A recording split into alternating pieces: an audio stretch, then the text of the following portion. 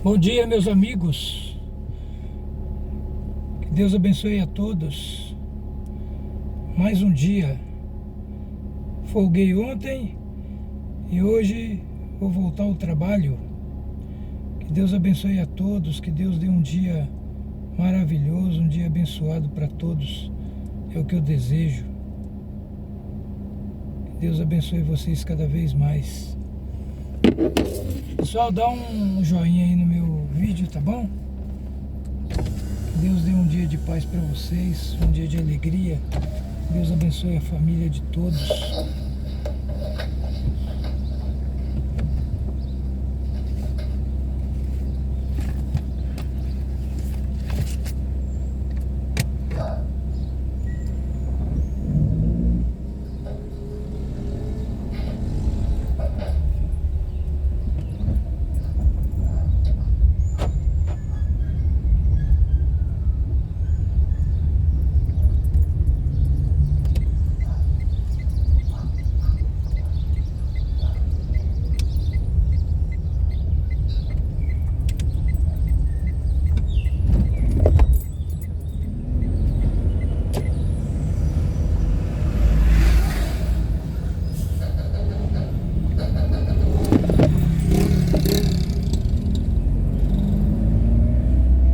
Ô glória, Deus abençoe.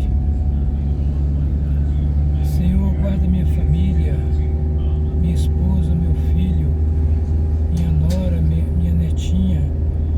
Deus abençoe todos os meus amigos que estão assistindo esse vídeo. Dê um dia de paz, um dia de alegria.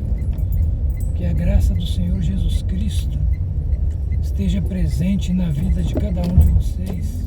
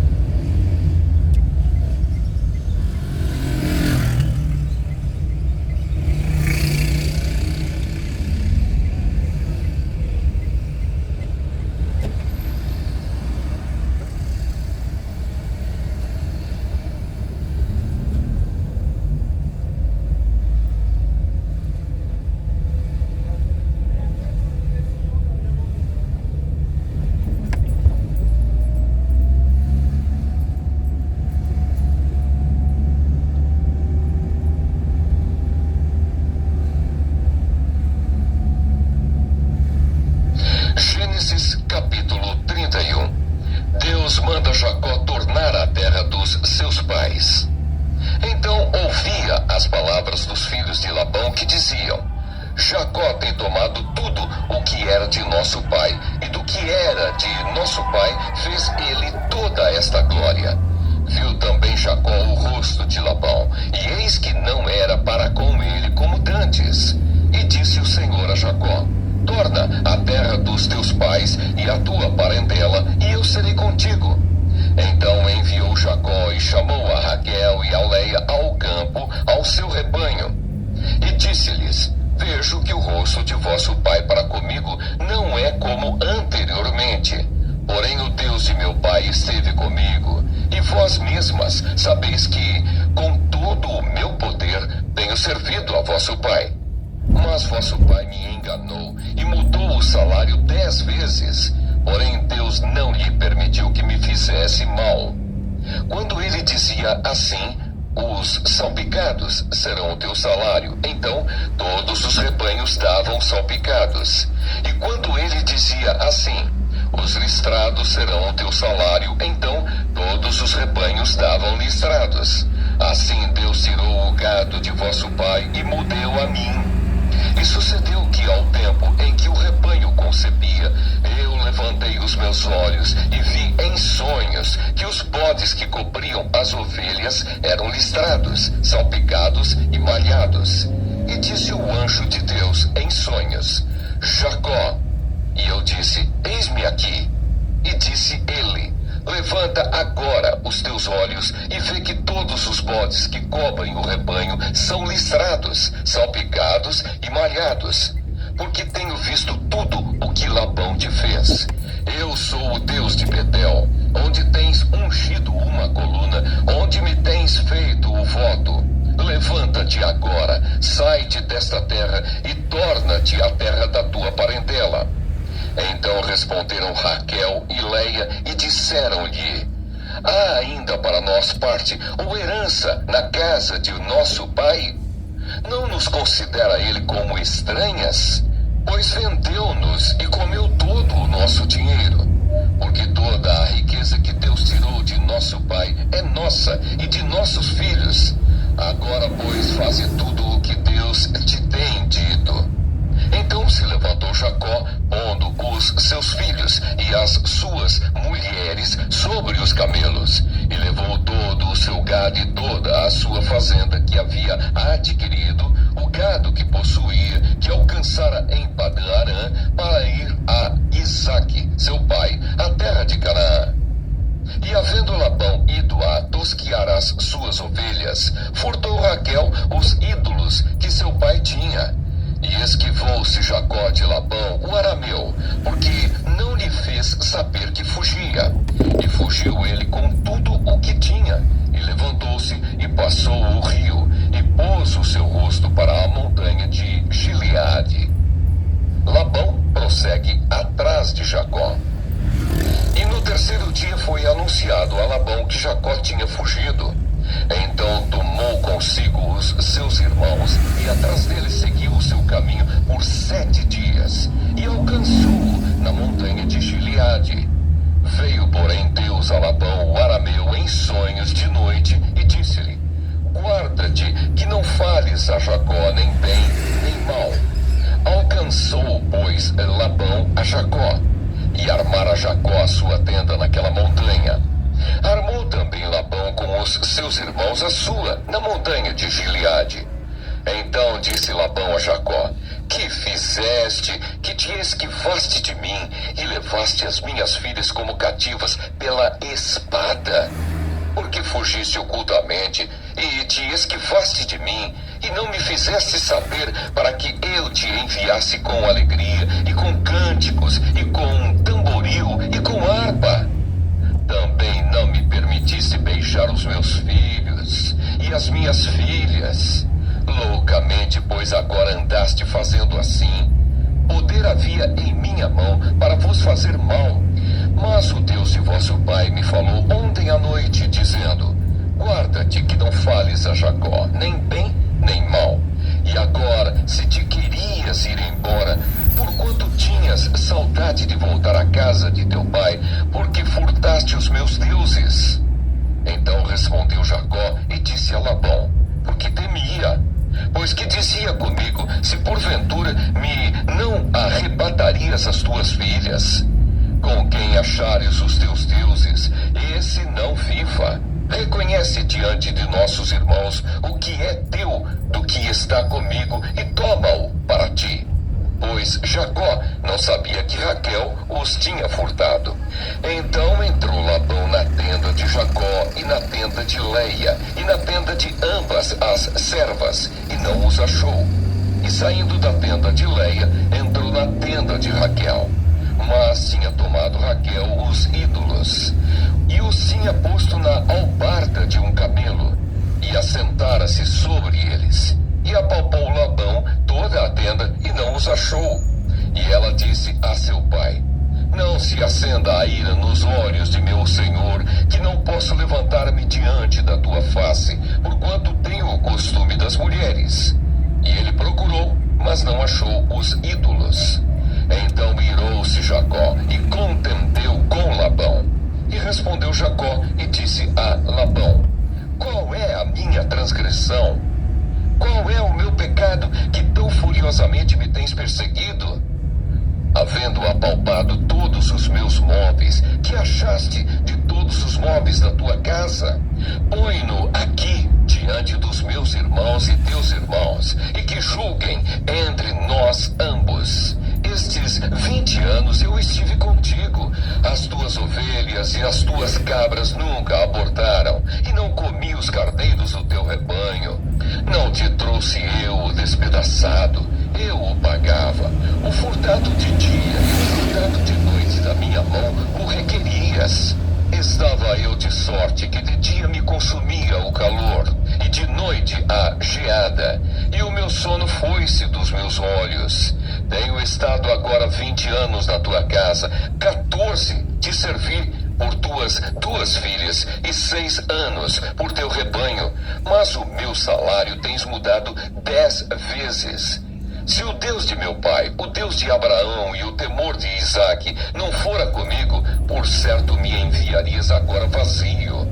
Deus atendeu à minha aflição e ao trabalho das minhas mãos e repreendeu-te ontem à noite.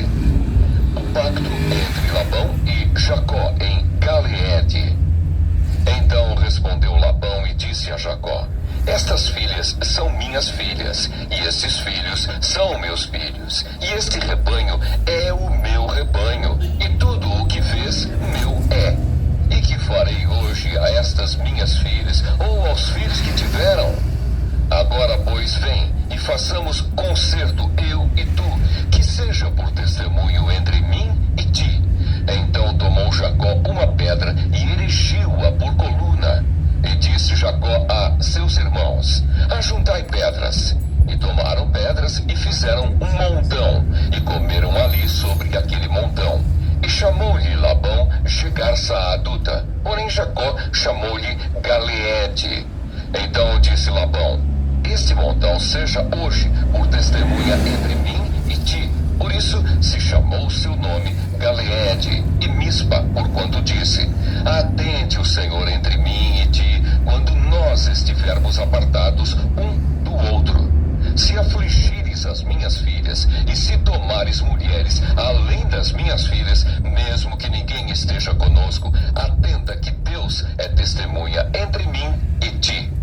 Disse mais Labão a Jacó, eis aqui este mesmo montão, e eis aqui esta coluna que levantei entre mim e ti. Este montão seja testemunha, e esta coluna seja testemunha de que eu não passarei este montão para lá, e que tu não passarás este montão e esta coluna para cá, para mal. O Deus de Abraão e o Deus de Naor, o Deus de seu pai, julguem entre nós. E jurou Jacó pelo temor de Isaque, seu pai. E sacrificou Jacó um sacrifício na montanha e convidou seus irmãos para comerem pão. E comeram pão e passaram a noite na montanha.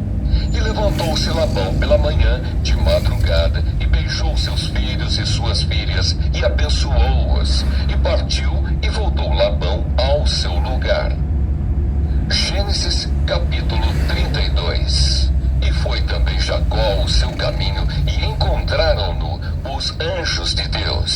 Jacó disse quando os viu: Este é o exército de Deus. E chamou o nome daquele lugar Maanaim.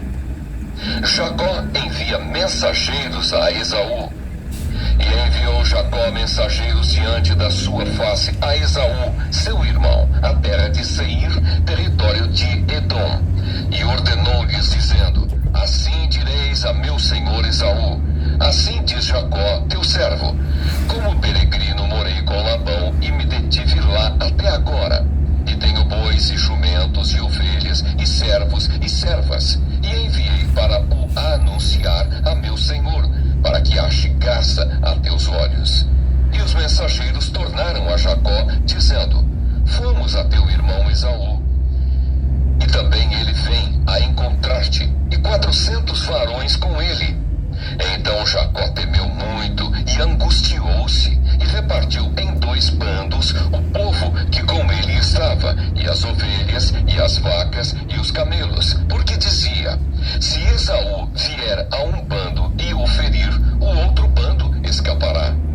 Disse mais Jacó: Deus de meu pai Abraão e Deus de meu pai Isaque, ó Senhor, que me disseste: Torna a tua terra e a tua parentela, e far-te-ei bem. Menor sou eu que todas as beneficências e que toda a fidelidade que tiveste com teu servo. Porque com o meu cajado passei este Jordão e agora me tornei em 2 bandos. Livra-me, peço-te, da mão de meu irmão, da mão de Esaú, porque o temo, para que porventura não venha e me fira e a mãe com os filhos. E tu o disseste: Certamente te farei bem, e farei a tua semente como a areia do mar, que pela multidão não se pode contar. E passou ali aquela noite, e tomou do que lhe veio à sua mão um presente para seu irmão Esaú: 200 cabras e 20 bodes, 200 ovelhas e 20 carneiros, 30 camelas de leite com suas crias, 40 vacas e 10 novilhos, 20 jumentas e 10 jumentinhos, e deu-o na mão dos seus servos, cada rebanho à parte, e disse a seus servos: Passai adiante da minha face e ponde espaço entre rebanho e rebanho. E ordenou ao primeiro, dizendo: Quando Esaú, meu irmão, te encontrar e te perguntar, dizendo: De quem és? Para onde vais? De quem são estes diante da tua face? Então dirás: São de teu servo Jacó, presente que envia a meu senhor a Esaú. E eis que ele mesmo vem também atrás de nós. E ordenou também ao segundo e ao terceiro e a todos os que vinham atrás dos rebanhos, dizendo: Conforme esta mesma palavra falareis a Esaú quando o achardes. E direis também: Eis que o teu servo Jacó vem atrás de nós, porque dizia: Eu o aplacarei com o presente que vai diante de mim, e depois verei a sua face. Porventura aceitará a minha face. Assim passou o presente diante da sua face. Ele, porém, passou aquela noite no arraial. Jacó passa o val de Jaboque e luta com um anjo. E levantou-se aquela mesma noite e tomou as suas 2 mulheres e as suas 2 servas e os seus 11 filhos e passou o val de Jaboque. E tomou-os e fê-los passar o ribeiro e fez passar tudo o que tinha. Jacó, porém, ficou só e lutou com ele um varão até que a alva subia. E vendo que não prevalecia contra ele, tocou a juntura de sua coxa. E se deslocou a juntura da coxa de Jacó, lutando com ele. E disse: Deixa-me ir, porque já a alva subiu. Porém, ele disse: Não te deixarei ir, se me não abençoares. E disse-lhe: Qual é o teu nome? E ele disse: Jacó. Então disse: Não se chamará mais o teu nome Jacó, mas Israel, pois como príncipe lutaste com Deus e com os homens, e prevaleceste. E Jacó lhe perguntou-me e disse: Dá-me, peço-te, a saber o teu nome. E disse: Por que perguntas pelo meu nome? E abençoou-o ali. E chamou Jacó o nome daquele lugar Peniel, porque dizia: tenho visto a Deus face a face, e a minha alma foi salva. E saiu-lhe o sol, quando passou a Peniel, e manquejava da sua coxa. Por isso, os filhos de Israel não comem o nervo encolhido que está sobre a juntura da coxa, até o dia de hoje, porquanto ele tocara a juntura da coxa de Jacó no nervo encolhido. Gênesis capítulo 33. O encontro de Esaú e Jacó. E levantou Jacó os olhos e olhou, e eis que vinha Esaú e 400 homens com ele. Então repartiu os filhos entre Leia e Raquel e as duas servas, e pôs as servas e seus filhos na frente, e a Leia e a seus filhos atrás. Porém a Raquel e José os derradeiros. E ele mesmo passou adiante deles, e inclinou-se à terra 7 vezes, até que chegou a seu irmão. Então Esaú correu-lhe ao encontro e abraçou-o, e lançou-se sobre o seu pescoço e beijou-o, e choraram. Depois levantou os seus olhos e viu as mulheres e os meninos e disse: quem são estes contigo? E ele disse: os filhos que Deus graciosamente tem dado a teu servo. Então chegaram as servas, elas e os seus filhos, e inclinaram-se. E chegou também Leia com seus filhos, e inclinaram-se. E depois chegaram José e Raquel, e inclinaram-se. E disse Esaú: de que te serve todo este bando que tenho encontrado? E ele disse: para achar graça aos olhos de meu senhor. Mas Esaú disse: eu tenho bastante, meu irmão, seja para ti o que tens. Então disse Jacó: não. Se agora tenho achado graça a teus olhos, peço-te que tomes o meu presente da minha mão, porquanto tenho visto o teu rosto, como se tivesse visto o rosto de Deus. E tomaste contentamento em mim. Toma, peço-te, a minha bênção que te foi trazida, porque Deus graciosamente me tem dado, e porque tenho de tudo. E estou com ele até que a tomou. E disse: caminhemos e andemos, e eu partirei adiante de ti. Porém ele lhe disse: meu senhor sabe que estes filhos são tenros, e que tenho comigo ovelhas e vacas de leite. Se as afadigarem somente um dia, todo o rebanho morrerá. Ora, passe o meu senhor diante da face de seu servo, e eu irei como guia pouco a pouco, conforme o passo do gado que está diante da minha face, e conforme o passo dos meninos, até que chegue a meu senhor em Seir. E Esaú disse: deixarei logo contigo desta gente que está comigo. E ele disse: para que é isso? Basta que eu ache graça aos olhos de meu senhor. Assim tornou Esaú aquele dia pelo seu caminho a Seir. Jacó, porém, partiu para Sucote, e edificou para si uma casa, e fez cabanas para o seu gado. Por isso chamou o nome daquele lugar Sucote. Jacó chega a Siquém e levanta um altar. E chegou Jacó salvo à cidade de Siquém, que está na terra de Canaã, quando vinha de Padã Arã, e fez o seu assento diante da cidade. E comprou uma parte do campo em que estendera a sua tenda da mão dos filhos de Amor, pai de Siquém, por 100 peças de dinheiro. E levantou ali um altar, e chamou-lhe Deus, o Deus de Israel. Gênesis capítulo 34. Diná e os Siquemitas. E saiu Diná, filha de Leia, que esta dera a Jacó, a ver as filhas da terra. E Siquém, filho de Amor, Eveu, príncipe daquela terra, viu-a e tomou-a, e deitou-se com ela e humilhou-a. E apegou-se à sua alma com Diná, filha de Jacó, e amou a moça, e falou afetuosamente a moça. Falou também Siquém a Amor, seu pai, dizendo: toma-me esta por mulher. Quando Jacó ouviu que fora contaminada Diná, sua filha, estavam os seus filhos no campo com o gado, e calou apressou-se Jacó até que viessem. E saiu Hamor, pai de Siquém, a Jacó, para falar com ele. E vieram os filhos de Jacó do campo, e ouvindo isso, entristeceram-se os varões e iraram-se muito, pois aquele fizera doidice em Israel, deitando-se com a filha de Jacó, o que não se devia fazer assim. Então falou Hamor com eles, dizendo: a alma de Siquém, meu filho, está namorada da vossa filha. Dai-lhe, peço-vos, por mulher.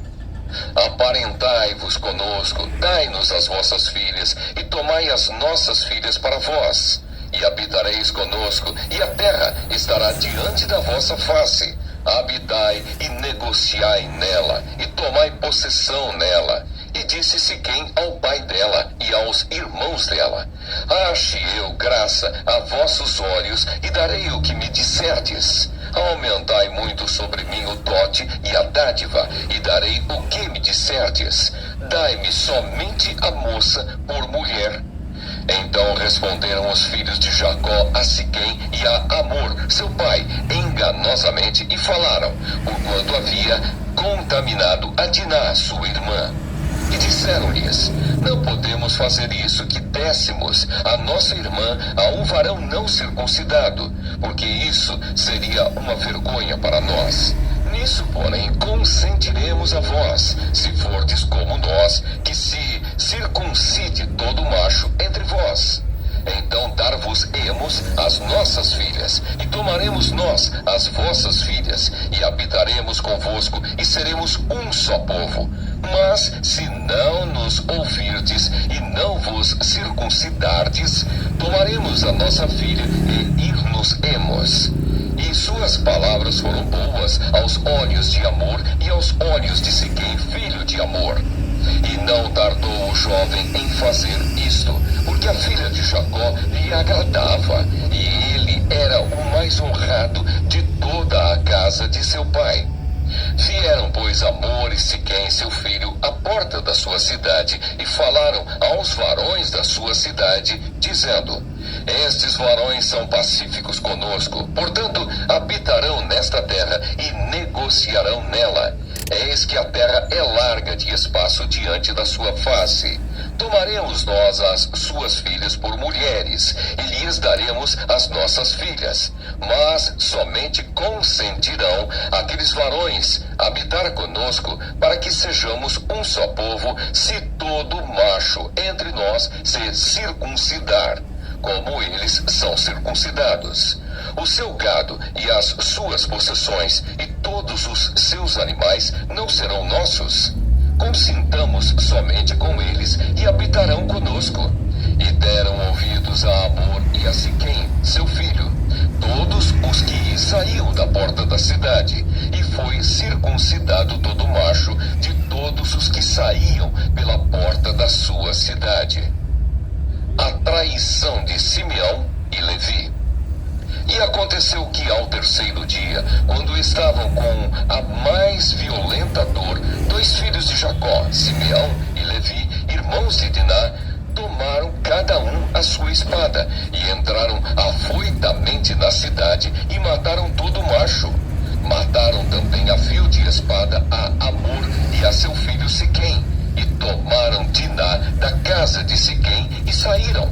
Vieram os filhos de Jacó aos mortos e saquearam a cidade, porquanto haviam contaminado a sua irmã, as suas ovelhas e as suas vacas, e os seus jumentos, e o que na cidade e o que no campo havia, tomaram. E toda a sua fazenda e todos os seus meninos e as suas mulheres levaram presos, e despojaram-nos de tudo o que havia em casa. Então disse Jacó a Simeão e a Levi: tendes-me turbado, fazendo-me cheirar mal entre os moradores desta terra, entre os cananeus e ferezeus. Sendo eu pouco povo em número, a ajuntar-se-ão, e ficarei destruído, eu e minha casa. E eles disseram: faria, pois, ele a nossa irmã como a uma prostituta? Gênesis capítulo 35. Deus manda Jacó a Betel a levantar um altar. Depois disse Deus a Jacó: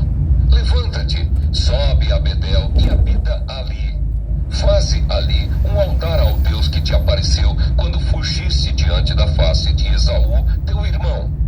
Então disse Jacó à sua família e a todos os que com ele estavam: Tirai os deuses estranhos que há no meio de vós, e purificai-vos, e mudai as vossas vestes. E levantemo-nos e subamos a Betel. E ali farei um altar ao Deus que me respondeu no dia da minha angústia, e que foi comigo no caminho que tenho andado. Então deram a Jacó todos os deuses estranhos que tinham em suas mãos e as arregadas que estavam em suas orelhas. E Jacó os escondeu debaixo do carvalho que está junto a Siquém. E partiram, e o terror de Deus foi sobre as cidades que estavam ao redor deles, e não seguiram após os filhos de Jacó. Assim chegou Jacó à luz que está na terra de Canaã. Esta é Betel. Ele e todo o povo que com ele havia. E edificou ali um altar e chamou aquele lugar El-Betel, porquanto Deus ali se lhe tinha manifestado quando fugia diante da face de seu irmão. A morte de Débora. E morreu Débora, a ama de Rebeca, e foi sepultada ao pé de Betel, debaixo do carvalho, cujo nome chamou Alon-Bacute. E apareceu Deus outra vez a Jacó, vindo de Padã-Arã, e abençoou-o. E disse-lhe Deus: O teu nome é Jacó, não se chamará mais o teu nome Jacó, mas Israel será o teu nome. E chamou o seu nome Israel. Disse-lhe mais Deus: Eu sou o Deus Todo-Poderoso. Frutifica e multiplica-te. Uma nação e multidão de nações sairão de ti, e reis procederão de ti, e te darei a ti a terra que tenho dado a Abraão e a Isaque, e a tua semente depois de ti darei a terra. E Deus subiu dele do lugar onde falara com ele. E Jacó pôs uma coluna no lugar onde falara com ele, uma coluna de pedra, e derramou sobre ela uma libação, e deitou sobre ela azeite, e chamou Jacó o nome daquele lugar onde Deus falara com ele, Betel. O nascimento de Benjamim e a morte de Raquel. Partiram de Betel, e havendo ainda um pequeno espaço de terra para chegar a Efrata, teve um filho Raquel, e teve trabalho em seu parto. E aconteceu que, tendo ela trabalho em seu parto, lhe disse a parteira: Não temas, porque também este filho terás. E aconteceu que, saindo-se-lhe a alma, porque morreu, chamou o seu nome Benoni, mas seu pai o chamou Benjamim. Assim morreu Raquel e foi sepultada no caminho de Efrata. Esta é Belém. E Jacó pôs uma coluna sobre a sua sepultura. Esta é a coluna da sepultura de Raquel até o dia de hoje. Então partiu Israel e estendeu a sua tenda além de Migdal-Éler. E aconteceu que, habitando Israel naquela terra, foi Ruben e deitou-se com Bila, concubina de seu pai. E Israel soube-o. E eram 12 os filhos de Jacó. Os filhos de Leia, Ruben, o primogênito de Jacó. Depois Simeão e Levi, Judá, Issacar e Zebulon. Os filhos de Raquel, José e Benjamim. Os filhos de Bila, serva de Raquel, Dan e Naphtali. Os filhos de Silpa, serva de Leia, Gader e Aser. Esses são os filhos de Jacó que lhe nasceram em Padã-Arã. E Jacó veio a Isaque, seu pai, a Manre, a Quiriate-Arba, que é Hebrom, onde peregrinaram Abraão e Isaque. E foram os dias de Isaque 180 anos. E Isaque expirou e morreu, e foi recolhido aos seus povos, velho e farto de dias. E Esaú e Jacó, seus filhos, o sepultaram. Gênesis capítulo 36. Os descendentes de Esaú. E estas são as gerações de Esaú, que é Edom. Esaú tomou suas mulheres das filhas de Canaã: Ada, filha de Elom, Eteu; Olibama, filha de Aná, filho de Zibeão, Eveu; e Basemate, filha de Ismael, irmã de Nebaiote. E Ada teve de Esaú a Elifaz, e Basemate teve a Reuel, e Olibama teve e Corá. Estes são os filhos de Esaú que lhe nasceram na terra de Canaã. E Esaú tomou suas mulheres e seus filhos e suas filhas e todas as almas de sua casa e seu gado e todos os seus animais e toda a sua fazenda que havia adquirido na terra de Canaã. E foi-se a outra terra de diante da face de Jacó, seu irmão, porque a fazenda deles era muita para habitarem juntos, e a terra de suas peregrinações não os podia sustentar por causa de seu gado. Portanto, Esaú habitou na montanha de Seir. Esaú é Edom. Essas, pois, são as gerações de Esaú, pai dos Edomitas, na montanha de Seir. Estes são os nomes dos filhos de Esaú: Elifaz, filho de Ada, mulher de Esaú; Reuel, filho de Basemate, mulher de Esaú. E os filhos de Elifaz foram Temã, Omar, Zefô, Gaedã e Kenaz. E Timna era concubina de Elifaz, filho de Esaú, e teve de Elifaz a Amaleque. Estes são os filhos de Ada, mulher de Esaú. E estes foram os filhos de Reuel: Naate, Zerá, Samá e Mizá. Esses foram os filhos de Basemate, mulher de Esaú. E estes foram os filhos de Oolibama, filha de Aná, filho de Zibeão, mulher de Esaú, e deu a Esaú Jeus, Jalão e Corá. Estes são os príncipes dos filhos de Esaú. Os filhos de Elifaz, o primogênito de Esaú, foram o príncipe Temã, o príncipe Omar, o príncipe Zefô, o príncipe Kenaz, o príncipe Corá, o príncipe Gaedã, o príncipe Amaleque. Estes são os príncipes de Elifaz, na terra de Edom. Estes são os filhos de Ada.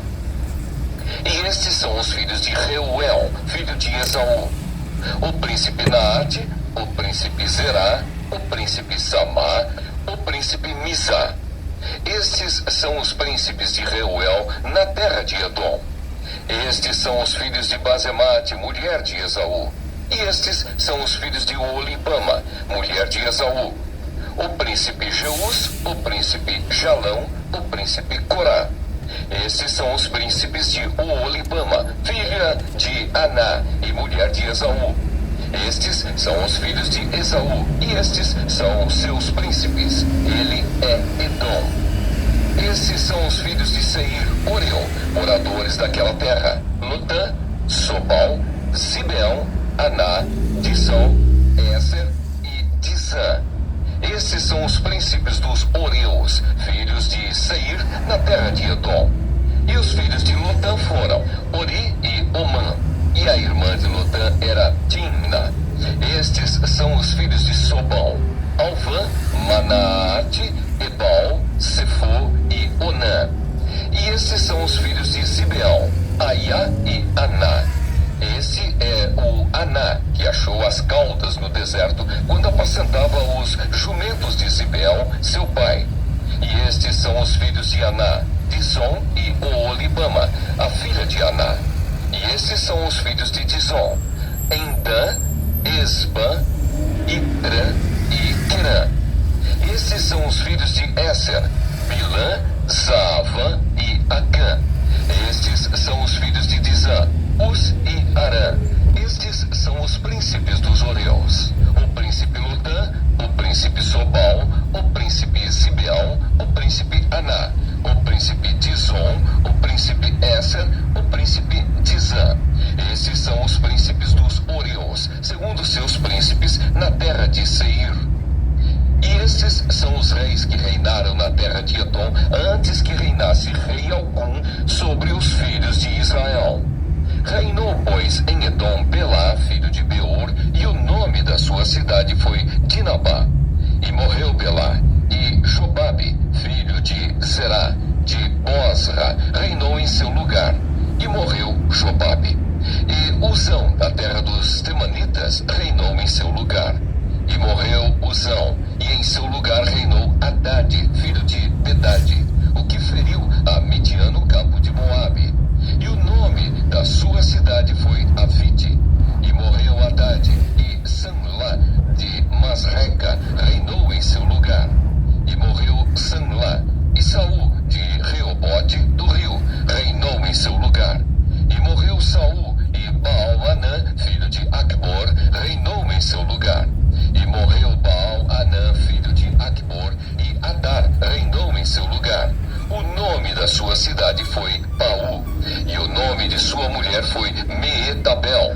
filha de Madrede, filha de Mesaabe. E estes são os nomes dos príncipes de Esaú, segundo as suas gerações, segundo os seus lugares, pelos seus nomes: o príncipe Timna, o príncipe Alva, o príncipe Getete, o príncipe Oolibama, o príncipe Elá, o príncipe Pinom, o príncipe Kenaz, o príncipe Temã, o príncipe Mibzar, o príncipe Magdiel, o príncipe Irã. Estes são os príncipes de Edom, segundo as suas habitações, na terra da sua possessão. Este é Esaú, pai de Edom.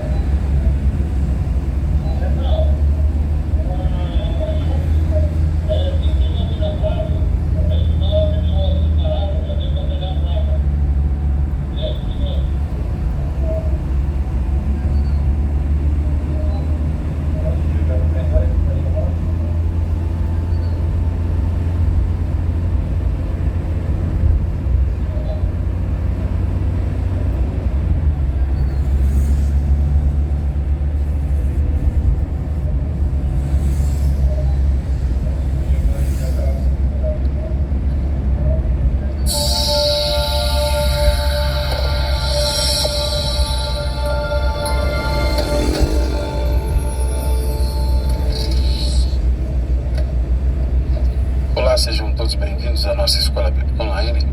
É um prazer tê-los aqui novamente. Chegamos à aula de número 2.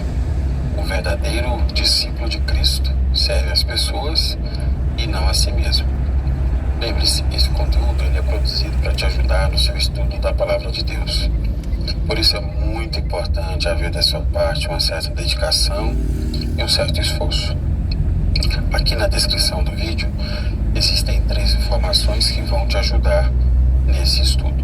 Primeiro, há um cronograma da aula, a maneira como esta aula está dividida. Segundo, há uma aula-atividade que você deve fazer depois de assistir a aula para verificação do seu aprendizado. Em terceiro lugar, há também um fórum onde você pode deixar as suas dúvidas ou fazer os seus comentários. Bem, se quiser comentar aqui no vídeo, também será um prazer muito grande poder interagir com você.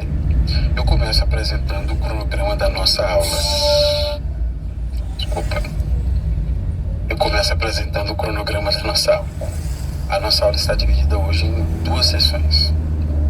Na primeira sessão, eu quero explicar para vocês 3 João, capítulo 1, versículo de número 5. Na segunda sessão, eu desejo fazer algumas aplicações desse texto que nós estudamos. Conto sempre com as suas orações. Mais uma vez a infecção de garganta chegou, mas com a ajuda de Deus nós vamos conseguir vencer. Bom, começando a primeira sessão, eu quero explicar para vocês o versículo de número 5. Veja comigo o texto bíblico. Amado, você é fiel quando cuida dos irmãos que passam por aí, embora não os conheça. Veja, O presbítero que está escrevendo a carta elogia Gaio exatamente pela hospitalidade que ele demonstra aos irmãos que aqui são desconhecidos. Muito provavelmente essas pessoas a quem o presbítero menciona eram missionários itinerantes que passavam pela região. Então, quando eles iam à região para evangelizar, tornar o evangelho conhecido, Gaio os tratou com hospitalidade. E ao demonstrar isso, ao tratá-los com hospitalidade, ao recebê-los em sua casa, ao hospedá-los ali, Gaio mais uma vez está demonstrando a coerência que existe entre a sua crença e a sua conduta. Aquilo que eu expliquei para vocês na aula passada. Ele não só prega sobre o amor de Jesus, mas ele também age de acordo com este grande amor, como se este grande amor o tivesse alcançado. E aqui no caso, o presbítero que escreve para a igreja está elogiando ele por causa disso. Para a gente sentir o impacto deste elogio e disso que Gaio está demonstrando por estes irmãos desconhecidos, eu quero colocar para vocês este elogio dentro do contexto dessas cartas. Se você não assistiu a aula passada, eu indico que você comece por lá, para que você compreenda o contexto mais amplo da carta. Aqui eu quero destacar dois aspectos que mostram a coerência que há entre aquilo que Gaio diz acreditar e a sua conduta, o que alguns chamam de ortopraxia, né? A coerência entre o que você acredita e a maneira como você vive. Em dois aspectos aqui dessas cartas que revelam que isso que Gaio fez merece muito elogio. Ele está agindo de forma muito dedicada, muito hospitaleira. O serviço que ele está prestando a esses irmãos de recebê-los em sua casa merece o mais alto elogio. E por que eu digo isso? O primeiro texto que eu quero mostrar para você sobre isso é 2 João, capítulo 1, versículo 10. Se alguém for às suas reuniões e não ensinar a verdade de Cristo, não o convidem a entrar em sua casa, nem lhe deem nenhum tipo de apoio. Quem apoia esse tipo de pessoa torna-se cúmplice de suas obras malignas. Na segunda carta, aqui no versículo 10, por isso que eu disse para vocês assistir a aula passada, para você entender o contexto da segunda carta, o presbítero que está escrevendo para a igreja pretende corrigir um problema muito específico na igreja. Este problema está relacionado à maneira como aqueles irmãos estão se associando com hereges. A solução que João oferece aqui é uma solução extremamente prática. Todos os pregadores itinerantes que chegam na região, se não fizerem uma exposição bíblica coerente com a ortodoxia cristã, ou seja, se eles não pregarem o verdadeiro evangelho, eles devem ser tratados como herege. E como herege, essas pessoas não deveriam ser convidadas para entrar na casa dos irmãos. Então veja que aqui João fala contra a hospitalidade que era dada a mestres que ensinavam aquilo que não era coerente com a fé cristã. Veja o que este comentarista escreve a esse respeito. O presbítero está alertando os membros de sua comunidade contra os perigos de entreter hereges e suas opiniões de tal maneira que fortaleçam e desenvolva sua posição errônea, comprometendo assim a verdade. Nesse ponto, a linha deve ser traçada, pois o amor e a verdade não podem ser separados. Tratar com hospitalidade os hereges seria uma maneira de fortalecê-los em seu erro. A igreja precisa resistir aos erros doutrinários desses pregadores. Pregadores que em suas viagens procuravam uma plataforma para difundir as suas falsas ideias. Em ensinos errados sobre Jesus. Essas pessoas, João está dizendo, não devem ser recebidas, pois quando os irmãos os recebiam de forma oficial, eles estão participando das suas más ações. Aqui eu peço que você preste muita atenção. João quer deixar muito claro aos irmãos que ao receber essas pessoas, eles estariam se tornando coniventes com a heresia que essas pessoas ensinam. Você consegue perceber como isso é chocante? Você se torna participante das heresias ao tratar com hospitalidade pessoas que ensinam um evangelho que não é verdadeiro. Pessoas que não pregam o verdadeiro evangelho, quando nós os tratamos com hospitalidade, nós nos tornamos coniventes com ele. Então perceba que o problema que João está tentando resolver aqui na segunda carta não tem a ver apenas com hospitalidade. Isso porque se na segunda carta o presbítero dá instruções sobre quem são as pessoas que eles não deveriam receber em sua casa, lá na terceira carta que nós acabamos de ler, ele elogia Gaio por ter hospedado as pessoas certas em sua residência. Vamos ver isso novamente? Amado, você é fiel quando cuida dos irmãos que passam por aí, embora não os conheça. Fica claro nesse ponto que o problema não tem a ver com as pessoas a quem eles estão hospedando. O problema tem a ver com as pessoas a quem eles estão hospedando. São as pessoas que eles recebem na sua residência que é o problema. As pessoas que dizem seguir a Jesus, mas ensinam coisas erradas sobre Jesus, ao recebê-los em sua casa, esses irmãos estão se tornando coniventes com eles. E no caso de Gaio, ele se destacou exatamente por não receber essas pessoas. Ele prestou hospitalidade àqueles que anunciavam o evangelho verdadeiro. Então, aqueles que anunciavam o evangelho falso não deveriam receber hospitalidade. Em contrapartida, os pregadores itinerantes que pregam o evangelho verdadeiro deveriam receber a hospitalidade. Por isso que Gaio está sendo elogiado aqui pela sua lealdade. A lealdade tem a ver com isso. Gaio consegue distinguir entre aqueles que ensinam a verdade e aqueles que não ensinam. E Gaio consegue corretamente compreender que os que merecem a hospitalidade são aqueles que ensinam a verdade, mesmo que sejam pessoas desconhecidas. Porque mesmo que elas sejam desconhecidas, elas merecem ser tratadas com essa hospitalidade, porque são irmãos na fé que anunciam a Cristo. Então, a partir do momento que Gaio presta esse serviço aos irmãos, recebendo eles na sua casa, Gaio demonstra a esses irmãos a sua autêntica fé em Cristo Jesus. Esse é o primeiro motivo porque esse elogio ele é tão relevante para nós. Porque é uma igreja onde você tem pessoas ensinando coisas erradas e coisas certas. A igreja não deveria dar hospitalidade a todo mundo. E Gaio tem dado hospitalidade às pessoas certas, aqueles que anunciam o evangelho verdadeiro. Mas há um segundo aspecto que torna ainda mais belo isso que Gaio está fazendo. E nós conseguimos perceber isso quando nós traçamos um paralelo entre Gaio e Diótrefes. O Diótrefes que eu expliquei na aula passada, se nós traçarmos um paralelo entre Gaio e Diótrefes, nós percebemos o quanto belo é isso que Gaio está fazendo. Veja comigo aí, versículo de número 9 e 10. Escrevi à igreja sobre isso, mas Diótrefes, que gosta de ser o mais importante, se recusa a receber-nos. Quando eu for, relatarei algumas das coisas que ele tem feito, bem como suas acusações maldosas contra nós.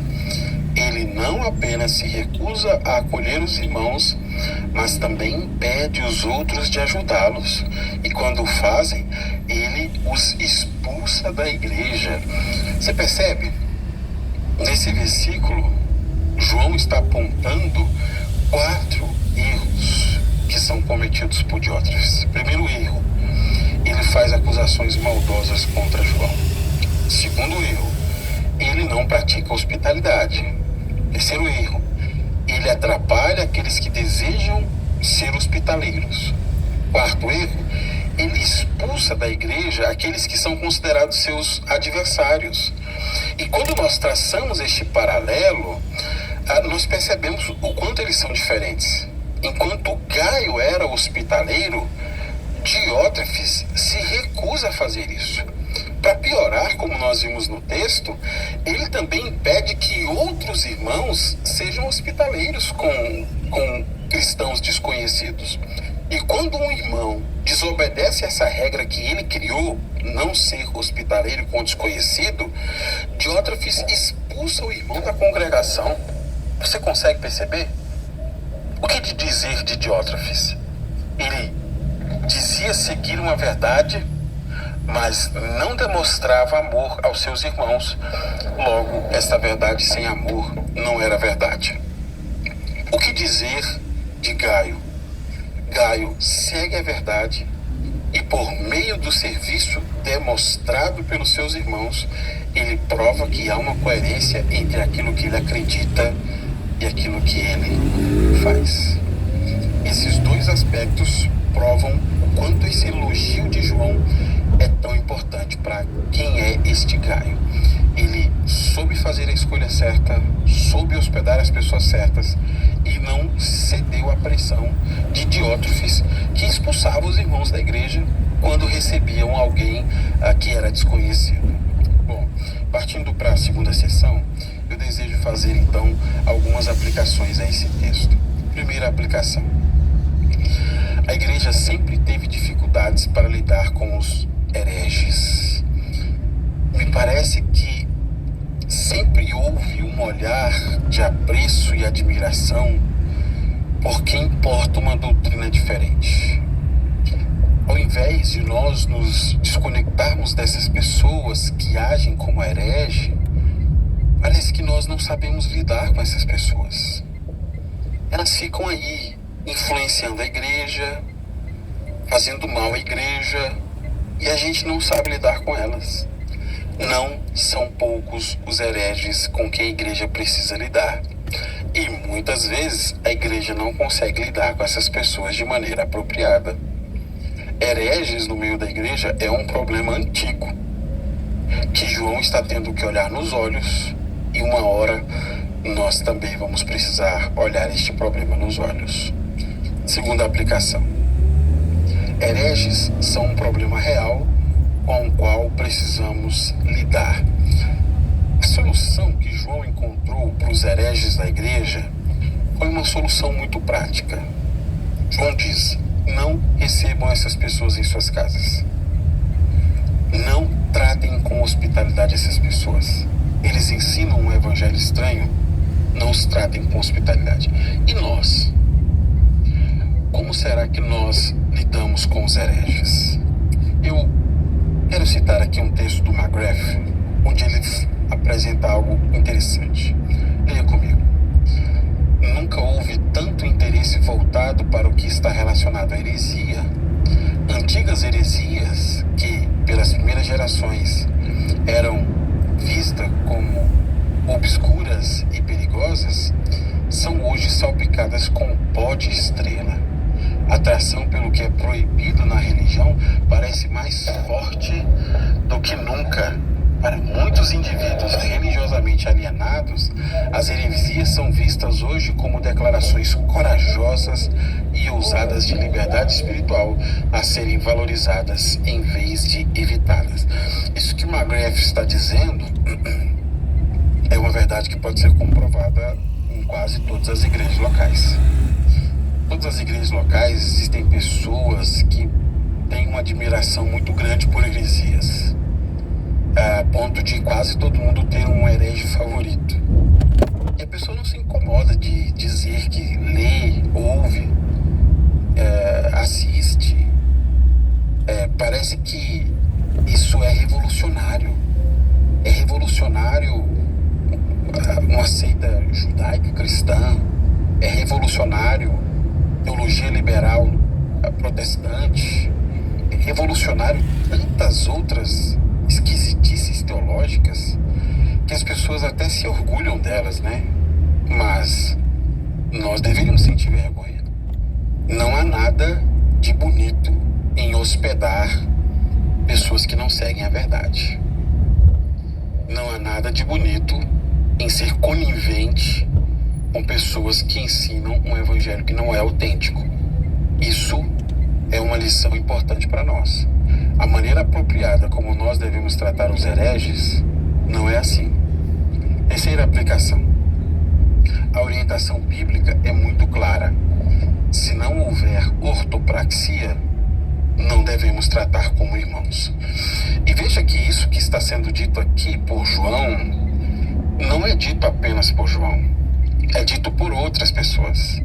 Quando você se diz cristão, mas não há coerência entre aquilo que você diz acreditar e a sua conduta, a Bíblia diz que nós não deveríamos tratar essas pessoas como cristãos.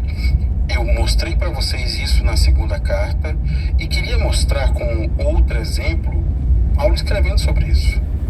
Um outro autor bíblico apresentando o mesmo cuidado que a igreja deve ter em relação aos falsos mestres. 1 Coríntios capítulo 5, versículo de número 11. O que eu queria dizer era que vocês não devem se associar a alguém que afirma ser irmão, mas vive em imoralidade sexual, ou é avarento, ou adora ídolos, ou insulta as pessoas, ou é bêbado, ou explora os outros. Nem ao menos comam com gente assim. Você consegue perceber como a tratativa apostólica para pessoas que dizem acreditar em Deus, mas a conduta delas não é coerente, é muito clara?